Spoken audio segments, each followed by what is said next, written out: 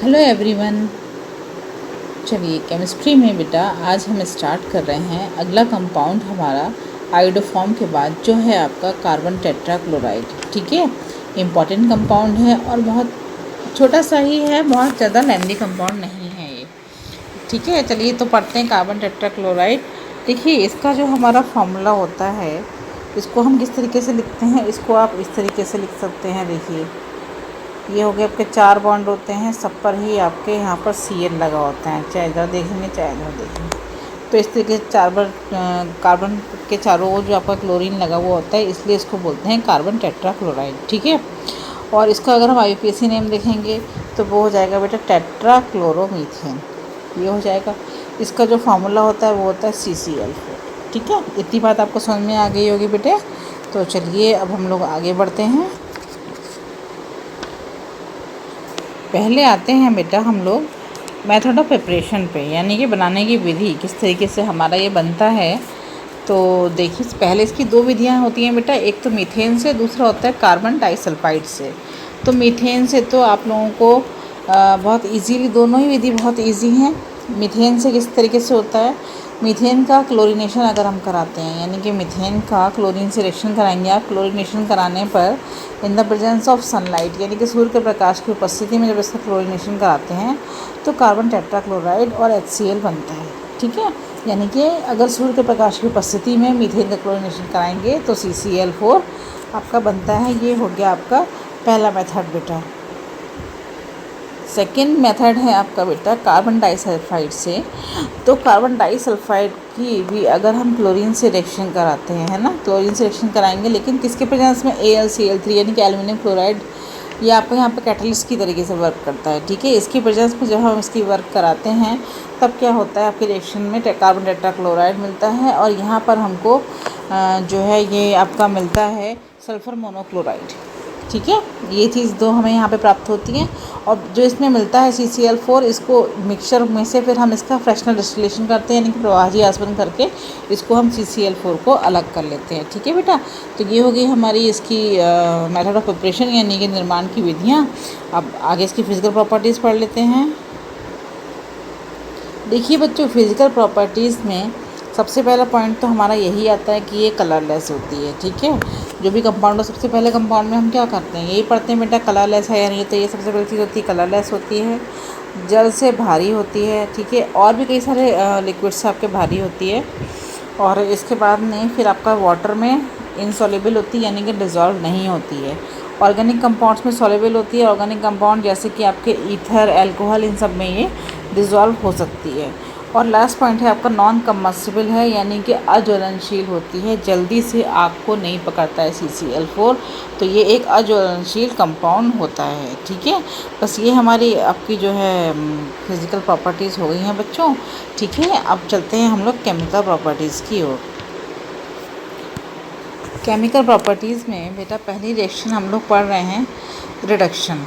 ठीक है, तो कार्बन टेट्राक्लोराइड का रिडक्शन करने पर क्या होता है, देखिए ये हम लोग ने बेटा क्लोरोफॉर्म के निर्माण में पढ़ा था। जो इसकी रिडक्शन की प्रोसेस है, सेम प्रोसेस बेटा हम लोगों ने क्लोरोफॉर्म के निर्माण की विधि में पढ़ी थी कि अगर CCl4 को गर्म जो है उसके क्या नाम है, लोहे की छीलन के साथ में करेंगे और प्लस उसमें वाटर ऐड करेंगे, यानी कि वाष्प ऐड करेंगे। लोहे की छीलन के साथ अगर CCl4 को वाटर के साथ में, लोहे की छीलन के साथ आप रिएक्ट कराते हो, तब क्या होता है, तब इसका बेटा अपचयन होता है। 2H इसमें रिएक्ट हो जाता है और अपचयन होने के बाद में क्या होता है, आपका क्लोरोफॉर्म बनता है और HCl बन जाता है। ठीक है, तो ये रिएक्शन बहुत इंपॉर्टेंट है, लेकिन आप लोगों ने क्लोरोफॉर्म में पढ़ी है, अगेन रिपीट ही हो रही है, तो आप लोगों को कन्फ्यूज़ होने की कोई ज़रूरत नहीं। ईजी हो रहा है आपके लिए कि एक ही रिएक्शन आपकी 2 बार 3 बार आएगी, आपको वैसे ही याद हो जानी है। ठीक है, तो इसके रिडक्शन से आपका क्या होता है, क्लोरोफॉर्म बनता है। ठीक है बेटा, सेकेंड पॉइंट है यहाँ पर बेटा रिएक्शन विद वाटर वेपर्स, यानी कि आपकी भाप से अभिक्रिया। तो भाप से अभिक्रिया कराने पर क्या होता है, जब CCl4 की जब, यानी कि कार्बन टेट्राक्लोराइड की जब हम भाप से रिएक्शन कराते हैं हाई टेम्परेचर पे, मतलब आप पानी के साथ रिएक्शन कराइए, हाई टेम्परेचर करेंगे तो वो ऑलरेडी वेपर्स में चेंज हो जाएगा। ठीक है, तब क्या होता है, ये भी आप लोगों ने रिएक्शन करना पड़ी थी, फॉजीन गैस बनती है। फॉजीन गैस बनती है जो कि बहुत ज़्यादा जहरीली होती है, विषैली गैस होती है, और इसी की वजह से क्लोरोफॉर्म को भी हम नहीं रखते हैं। तो यही रिएक्शन कार्बन टेट्राक्लोराइड भी देता है। कार्बन टेट्राक्लोराइड की भाप से रिएक्शन कराने पर, यानी कि पानी के साथ अगर ये नमी ले लेता है और हाई टेम्परेचर उसको यानी कि गर्मी मिल जाती है, तो फॉजीन गैस में चेंज हो जाता है, जो बहुत ही हानिकारक गैस है। ठीक है, तो सेकेंड रिएक्शन हमारी वाटर वेपर्स की ये वाली हो गई। ये एक और रिएक्शन बेटा हम लोगों को यहाँ पर पढ़नी है, रिएक्शन विद हाइड्रोजन फ्लोराइड। देखिए हाइड्रोजन क्लोराइड होता है HCl, तो हाइड्रोजन फ्लोराइड हो गया तो हो गया HF। ठीक है, HF के साथ अगर हम इसकी रिएक्शन कराते हैं तब क्या होता है बेटा, HF के साथ अब इसकी रिएक्शन कराएंगे in the presence of antimony pentachloride. ठीक है, एंटीमनी पेंटाक्लोराइड, यानी कि यहाँ पर हम लिख देंगे SbCl5।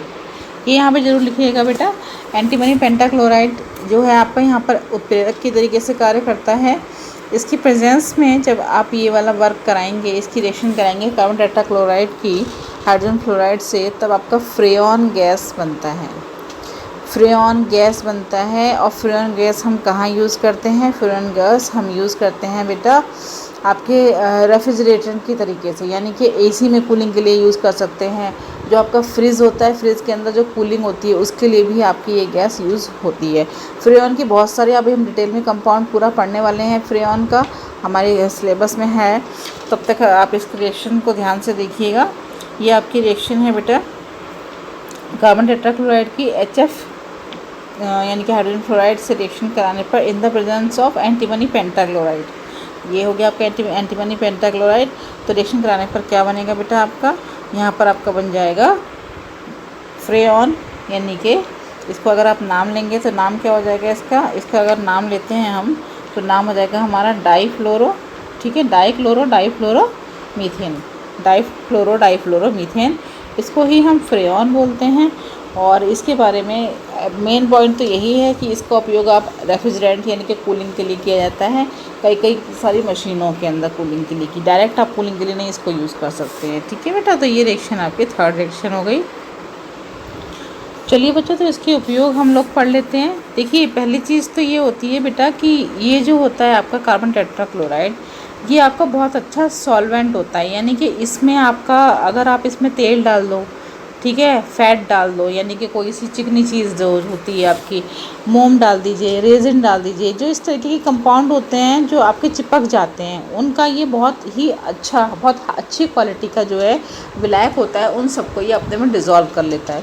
अब क्योंकि इस तरीके की चीज़ों को डिज़ोल्व कर लेता है तो इसलिए इसको क्या काम करते हैं, सबसे पहले तो इसका कपड़ों में से धब्बे छुटाने के लिए यूज़ किया जाता है कि कपड़ों में आपका किसी टाइप का मान लीजिए ऑयल का निशान पड़ गया, मोम का पड़ गया, फैट का पड़ गया या रेजिन का पड़ गया, ये निशान ऐसे होते हैं जो कपड़ों से जल्दी नहीं छूटते हैं, लेकिन क्योंकि जो ये CCl4 है ये बहुत जल्दी उनको अपने में डिज़ोल्व कर लेता है। ठीक है, तो इसलिए इसका जो यूज़ है सबसे पहले एज ए क्लीजिंग एजेंट में यूज़ किया जाता है। क्यों, कपड़ों के जो ऊपर जो धब्बे लग जाते हैं किचन्स के या किसी भी गंदे चीज़ के लग जाते हैं, तो जैसे कि आपके मान लीजिए गाड़ी वाड़ी में पेट्रोल के या इस तरीके के आपके जो है डीजल वगैरह के जो बहुत गंदे से स्पॉट्स होते हैं, नहीं साफ़ हो रहे होते हैं, इजीली इसमें डिज़ोल्व हो जाते हैं। डिज़ोल्व होने के साथ ही आप उनको क्लीन कर सकते हो। तो पहला इसका यही है बेटा कि क्लीजिंग एजेंट के रूप में, इसीलिए इसको लिखा है क्या है, क्लीजिंग एजेंट के रूप में। सेकेंड है आपका क्लोरोफॉर्म और फ्रेऑन बनाने के लिए, है ना, क्लोरोफॉर्म और फ्रेऑन के निर्माण में इसका यूज़ किया जाता है। थर्ड है आपका अग्निशामक यानी कि फायर एक्सटिंग्विशर, इसके रूप में किया जाता है। इसे बाज़ार में भी ये मिलता है बेटा, बाज़ार में भी आपका पैरिन के नाम से अगर आप कहेंगे तो ये आपका प्रोडक्ट मिल जाता है आपका। अब इसमें होता क्या है बेटा कि रेड हॉट होने पर भी ये स्टेबल कंपाउंड होता है, इसकी वाष्प जो होती है वो अज्वलनशील होती है क्योंकि जलती नहीं है। अब आग के ऊपर जब इसे स्प्रे करते हैं हम, तब क्या होता है, ये एक कंडेंस सा एक क्या नाम है लेयर बना लेती है, और उससे क्या होता है, उसका जो एयर का कांटेक्ट होता है वो ख़त्म हो जाता है। और जैसे एयर का कांटेक्ट ख़त्म होगा तो क्योंकि एयर जो होती है एयर में जो ऑक्सीजन होती है वही आपकी आग फैलाने का काम करती है। जब एयर से इसका कांटेक्ट ख़त्म होता है तो जितने एरिया में हमने CCl4 छिड़का है वहाँ से आपका एक शील्ड जैसी बन जाती है और उसके बाहर एयर का कांटेक्ट ख़त्म होने के साथ ही आपकी आग आगे नहीं फैलती है। ठीक है, तो इस तरीके से जो है हम इसको आग को वो करते हैं, आग के लिए इसको यूज़ किया जाता है अग्निशामक के अंदर। नेक्स्ट जो है आपका वही है तेल, वसा और रेजिन, मोम आदि के विलायक के रूप में, यानी कि इन चीज़ों का अच्छा सा बहुत श्रेष्ठ ये सॉल्वेंट है, इसलिए भी इसको यूज़ किया जाता है। एक चीज़ और बेटा इसको यूज़ किया जाता है क्योंकि इसका क्या नाम है वही जैसे फ्रेऑन गैस बनी तो रेफ्रिजरेंट के रूप में भी यूज़ किया जाता है। तो कई प्रोडक्ट बनाए जाते हैं उन प्रोडक्ट के यूज़ के रूप में ज़्यादा इसका यूज़ किया जाता है। ठीक है, तो बहुत ईजी सा आपका ये एक वो है कंपाउंड है, बहुत इजी सा है और बहुत यूज़फुल है। तो इसको आप बेटा अच्छे से जो है इसकी तैयारी करिएगा और इजीली हो भी जाएगा। केवल थोड़ी सी ही नेमिंग रिएक्शन है, इसकी थोड़ी सी रिएक्शन है, थोड़ी सी दो ही आपकी जो है मेथड प्रिपरेशन है, फिजिकल प्रॉपर्टीज़ हैं 3 ओनली, एंड आपकी रिएक्शन है एंड आपके उपयोग हैं। लेकिन आप इसको अच्छे से तैयार करो, बाकी नेक्स्ट टर्न पे आपको नेक्स्ट कंपाउंड बताएंगे। टिल देन पढ़ते रहिए, सेफ रहिए, एक दूसरे का ख्याल रखिए, बी हैप्पी और पढ़ाई करते रहो, मेहनत लगे रहो। ठीक है बेटा, चलिए मिलते हैं नेक्स्ट सेशन में। Till then bye bye.